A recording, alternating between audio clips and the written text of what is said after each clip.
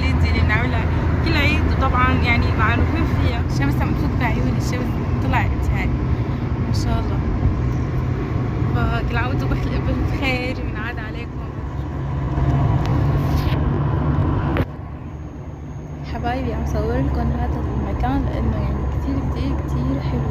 شوفوا ما شاء الله الورد والشجر وهيك اللون الاخضر.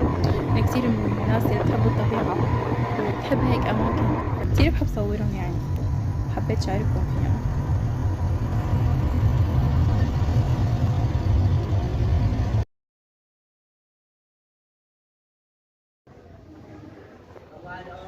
صباح الخير، صباح الخير.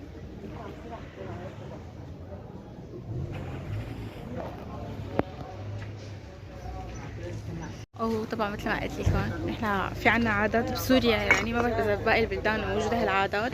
فانه نحن بنروح على التربه بنزور كل حدا، كل شخص متوفي له حدا بنروح بنزوره هاي. هلا رح اذا قدرت رح اورجيكم يعني.